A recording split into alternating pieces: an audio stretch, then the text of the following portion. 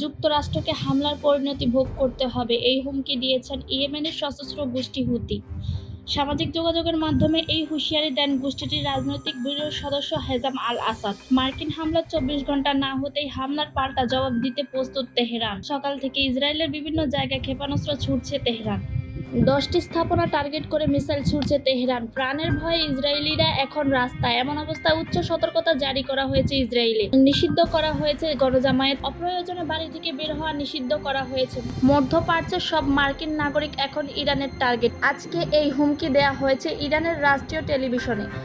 বলা হয়েছে শুধু সেনা সদস্য নয়, বেসামরিক মার্কিনীদেরও বানানো হবে হামলার লক্ষ্য। উপস্থাপক প্রেসিডেন্টকে উদ্দেশ্য করে বলেন, যুদ্ধ মাত্র শুরু হয়েছে। ২ দিন আগে ট্রাম্প বলেছিলেন ইরানকে ২ সপ্তাহ সময় দেয়া হয়েছে, চুক্তি না হলে ব্যবস্থা নেওয়া হবে। এই কথাটি ছিল একটি কূটনৈতিক চাল। ট্রাম্প এই কথাটি ভঙ্গ করে নিজেই নির্দেশ দেন হামলার। ২২ জুন রাতে ১টার পর স্টিল ঘাঁটি থেকে উঠে আসে B-2 স্পিড বোমার বিমান, বিশ্বের সবচেয়ে ভয়ঙ্কর বিমান যা রেডারে ধরা পড়ে না এবং প্রায় ৩৫০০ কিলোমিটার দূরে নিখুঁতভাবে বোমা হামলা চালাতে পারে। এই বোমা হামলায় ইরানের ৩টি পারমাণবিক স্থাপনাকে কেন্দ্র করে চালানো হয়েছে। কোনো যুদ্ধ সংবাদ না দিয়ে রাতেই এই বোমা হামলাটি চালানো হয়েছে, তাই ইরানের রাষ্ট্রীয় টেলিভিশনের মাধ্যমে বলা হয়েছে এর কড়া জবাব দিতে প্রস্তুত হচ্ছে ইরান।